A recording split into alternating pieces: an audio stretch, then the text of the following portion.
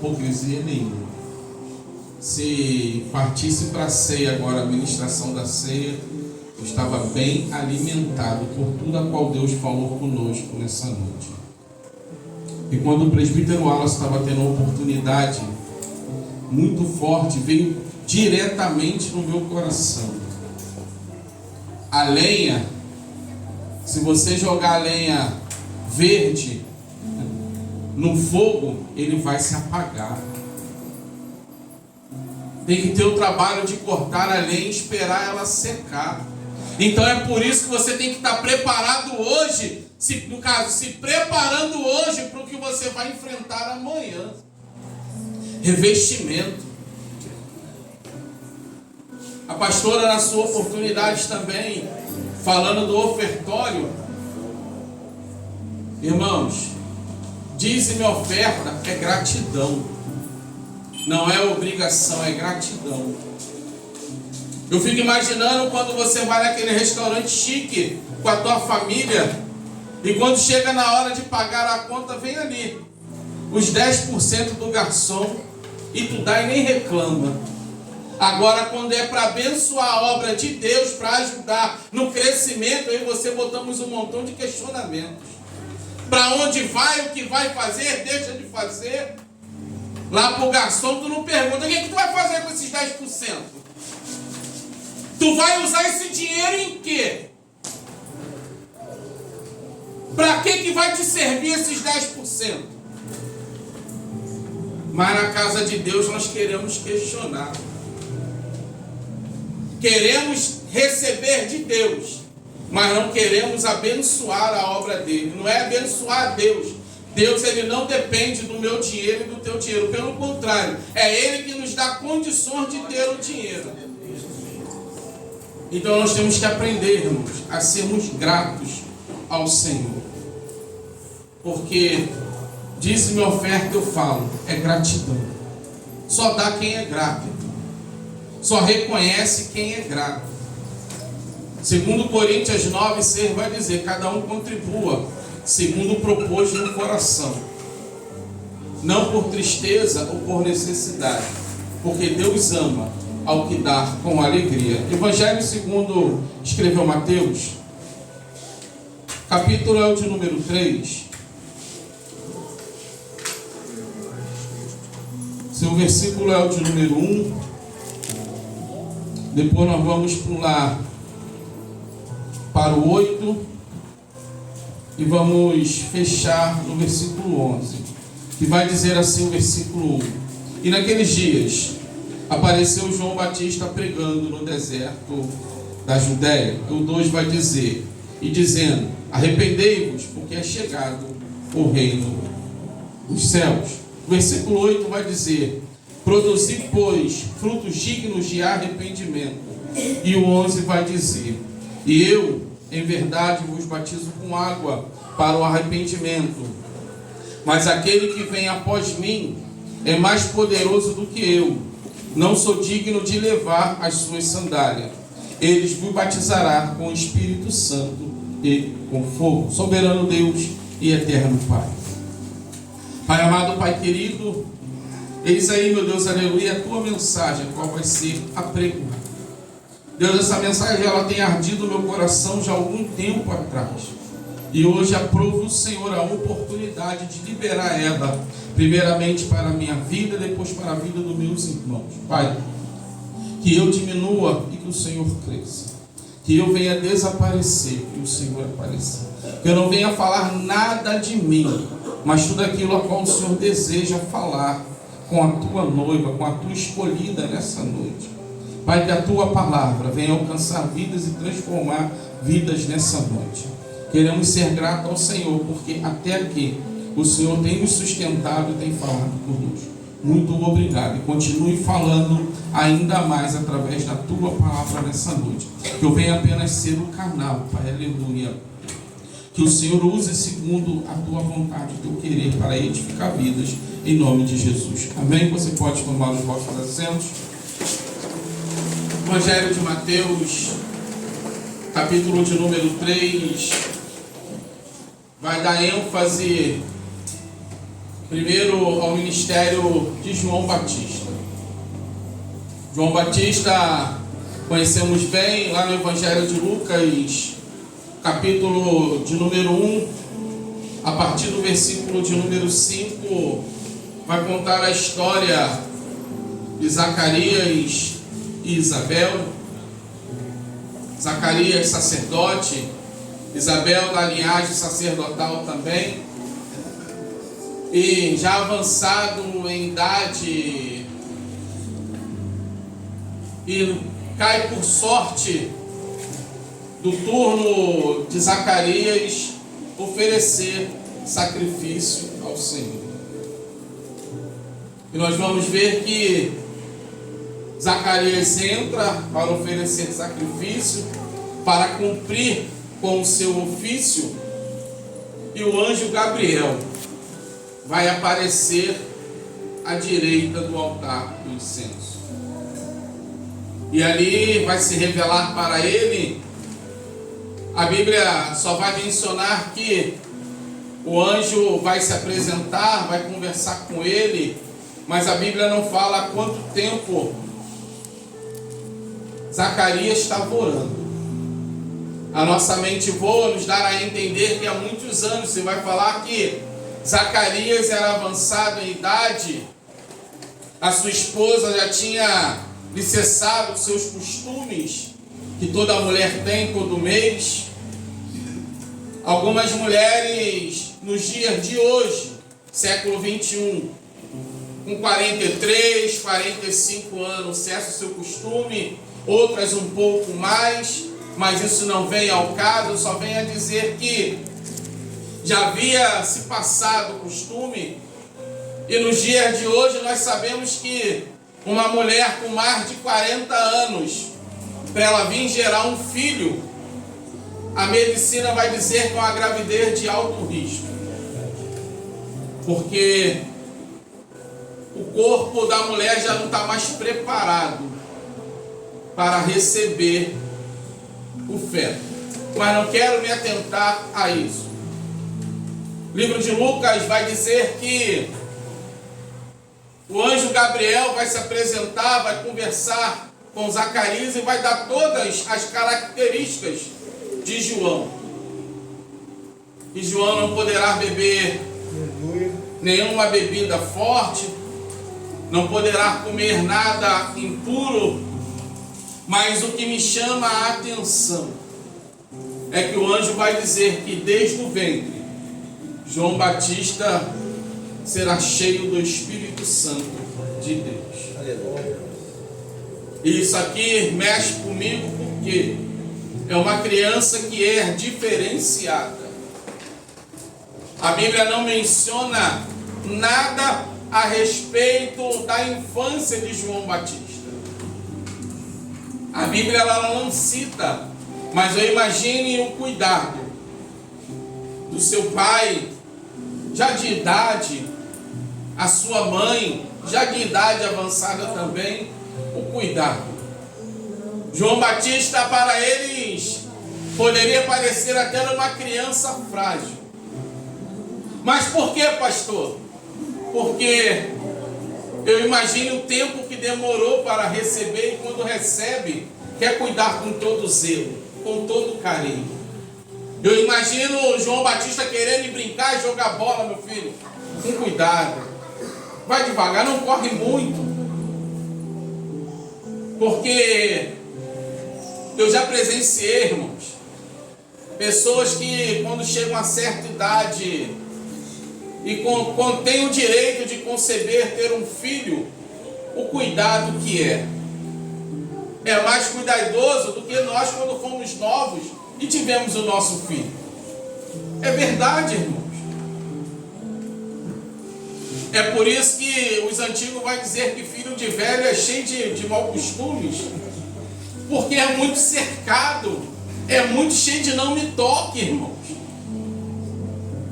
Porque já demorou tanto tempo para ter. Quando tem, vai descuidar para perder? Não sabe nem se vai conseguir ter outro. Estou falando assim para a gente descontrair um pouco. Mas O texto a qual nós lemos vai nos dizer que João Batista aparece pregando no deserto da Judéia. E aqui me chama a atenção porque ele vai estar pregando para o arrependimento. Arrependei-vos dos seus maus caminhos. E alguns fariseus vai se aproximar, vai querer trazer para o dia de hoje, vai querer tirar onda com a cara de João Batista. Porque João Batista, a sua vestimenta era diferente, o seu costume era diferente. Ele vai perguntar aos fariseus: quem vos ensinou a fugir da ira vindoura? Porque para muitos fariseus, para muitos daquele povo que estava ali, eles tinham João Batista como Cristo. Achavam que João Batista seria o nosso Messias. E a gente vai estudar um pouco e nós vamos ver que o deserto a qual João Batista está ministrando é próximo ao Rio Jordão. Alguns estudiosos, alguns historiadores vão dizer que era uma parte mais separada da cidade, uma parte meia ermo, aonde não tinha tanta habitação, mas próximo tinha algumas casas aonde o povo saía para ouvir João Batista pregar.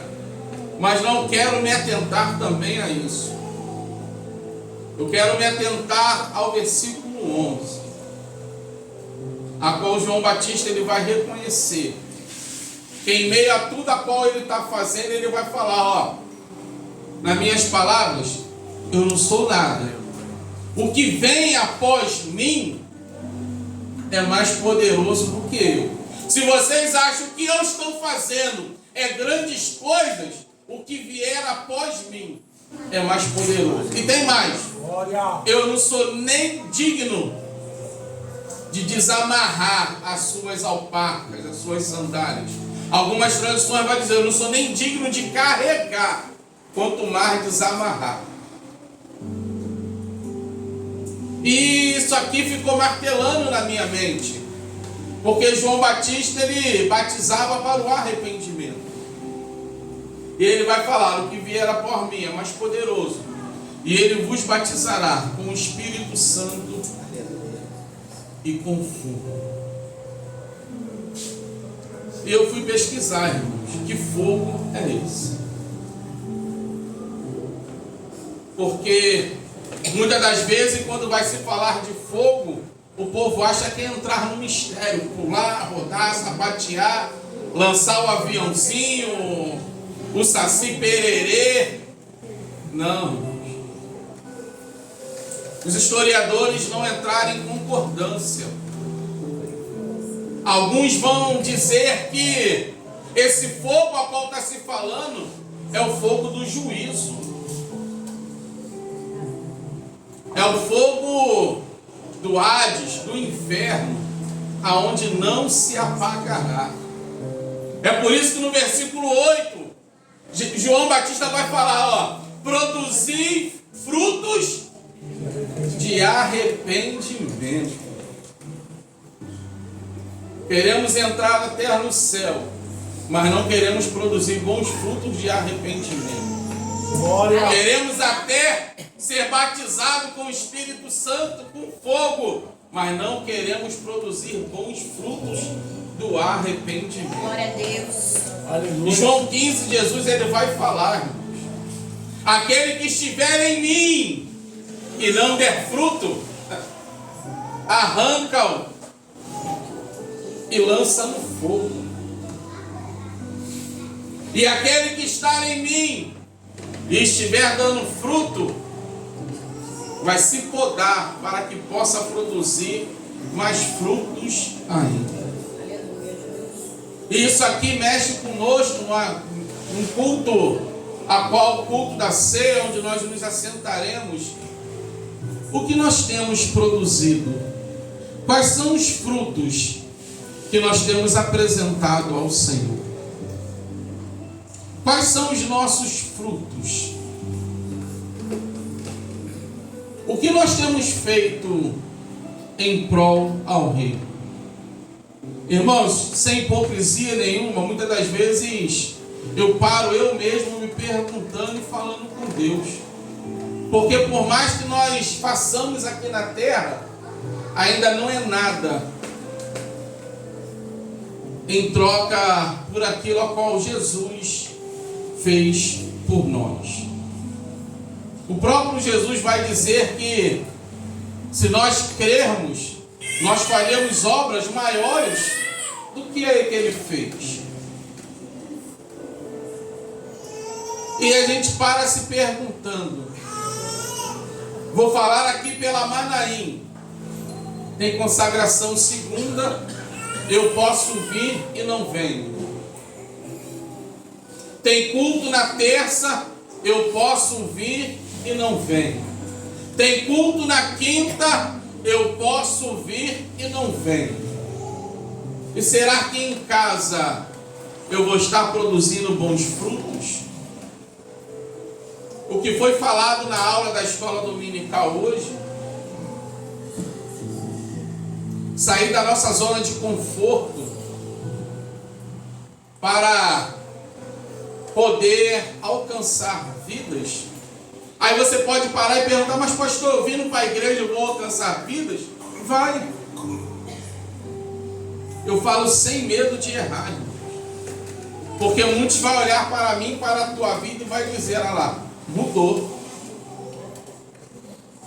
No processo da caminhada, houve transformação.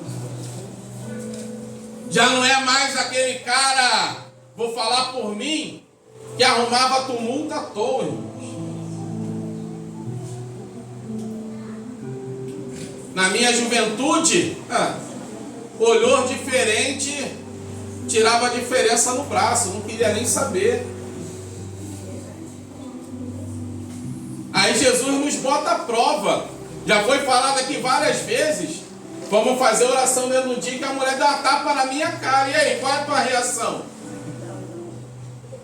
E aí? Tu não era brabo lá fora? E aí? Irmãos. E aí? Qual é o fruto que eu e você temos apresentado ao Senhor? Glória! Doeu, irmãos? Eu saí lá de dentro do dia e vim até a igreja, eu fui até o monte com os dedos da mulher presos no meu rosto. Foi um tapa em cheio, bem dado. Quem estava no dia viu. E aí, irmãos? Mas Jesus já vinha me preparando há muito tempo atrás. Aleluia. Já contei isso aqui uma vez, época de Natal, fomos em Caxias comprar fogos. Um senhor, do nada,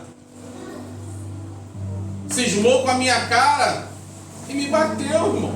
Diz que eu mexi com a mulher dele, nem mulher tinha. E aí? Vai reagir o quê? Vai fazer o quê? Na época eu não conhecia Jesus não, irmãos. Queríamos pegar, éramos um montão de jovem. Só que chegou em certo lugar ali agora, o antigo ponto de Nilopolitana, que agora vão subindo ali, Casa Bahia, e aquela loja de bomba ali no sinal ali. E vamos pegar. Quando a gente está virando, o cara puxou a arma e falou, e aí, vai fazer o quê? Abaixa a cabeça e vai para casa com a cara quente de novo.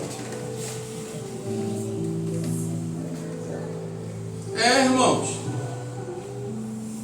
para produzir fruto, a árvore, ela sofre. E só tacam pedra em árvore que produz fruto. Tu não vê ninguém tacando pedra naquela árvore, igual tu passa ali na Avenida Brasil, ali, aquelas árvores ali, que tem até o fruto, mas o fruto quando estoura é um mau cheiro, cheiro podre. Ninguém quer aquele fruto. Mas na mangueira, até na goiabeira, é fácil querer tacar pedra para arrancar fruto. O que João Batista está falando para mim e para você é mais ou menos isso. Qual é o fruto que nós temos produzido? Frutos bons ou frutos ruins? O versículo 12 vai dizer que João Batista vai falar, ó, ele está com a pá na mão, vai limpar a eira e a palha vai jogar no fogo que não se apaga. E que fogo é esse, irmão, que não se apaga? É para onde, infelizmente, muitos estão caminhando a passos largos. É onde muitos estão indo sem se preocupar qual é o caminho. E isso é muito preocupante, porque antes de acontecer comigo e contigo, o Senhor, Ele nos avisa. Ele não nos tem por inocente. Ele pode falar com você em sonho, pode usar um profeta para falar com você. Ele fala contigo através da palavra dele. Só que muitas das vezes não me agrada, eu só vou escutar, eu não vou ouvir. Porque quando a gente escuta, entra no ouvido, sai no outro e não desce para o nosso coração. Mas quando nós paramos para ouvir, a palavra ela desce para o nosso coração. E é onde ela produz os bons frutos.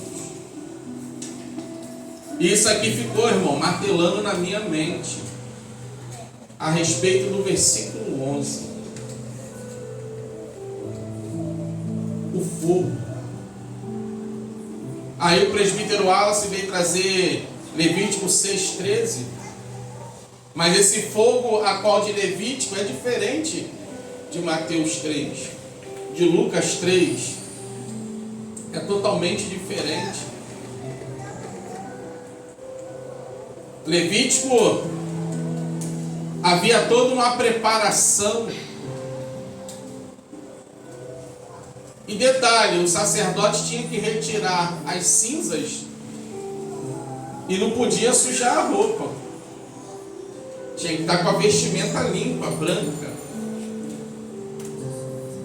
Há muitos anos atrás, quem está conosco desde o início vai lembrar do hoje pastor Sandro Boldrini, ele trouxe uma mensagem dessa.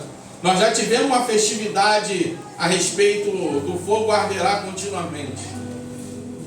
E aquilo ele falou e ficou gravado na minha mente até hoje. Se eu não me engano, foi no segundo aniversário, foi a camisa verde. Não lembro se foi o segundo ou terceiro aniversário. Foi a cinza, foi a cinza. Eu não lembro qual foi que tinha, eu tenho guardado lá, tem um fogo. E ele vai falar, irmãos, a tenda estava no deserto, irmãos. E muitas das vezes o deserto ele está ventando o tempo todo. E como é que tu carrega a cinza no deserto? Sem se sujar. Aí tu passa de carro ou de ônibus ali pela linha vermelha, ali na altura do aeroporto, tu vê ali aquela garça ali. Tu passa aqui nesse valão aqui do Paraíso, tu vê garça ali. Ela está até com o pé na lama, mas a sua penagem está branquinha. É a garça ensinando para mim e para você. Eu posso até estar caminhando aqui, ó, num lugar que está sujo, mas eu não posso me sujar com aquilo a qual tem no local. O ambiente é até sujo, mas eu não posso me contaminar. Eu posso até pisar, mas eu não posso sujar a minha vestimenta. Eu posso até andar, mas eu não posso cobiçar aquilo a qual está no local improvável para mim. É o que a Bíblia vai dizer, irmãos. O apóstolo Paulo vai dizer: tudo me é lícito, mas nem tudo me convém. O problema é que muitas das vezes nós estamos entrando em locais, em ambientes a qual o Espírito Santo fala para mim e para você que não é bom que estejamos ali. E nós estamos enfiando, estamos cada vez mais nos afundando ali, meus irmãos. Às vezes é numa amizade, Deus está falando, ó, separa um pouco, segura um pouco, ou pode ser num relacionamento, eu não sei em qual área, só eu e você vamos saber. É aquele velho ditado do mundo, cada um sabe onde o seu calo aperta. Só que infelizmente tem muitos que estão pagando para ver.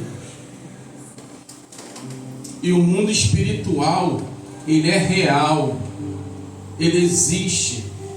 Não é conto da carochinha, não é balela que se diz, não, é real. Porque Jesus ele veio para nos dar a salvação. E a palavra de Deus que vai dizer que só existe dois caminhos: o céu ou o inferno. Somos nós que vamos decidir, somos nós que escolhemos qual caminho a qual vamos seguir. Nós temos que entender que o preço a qual Jesus pagou na cruz do Calvário não foi em vão.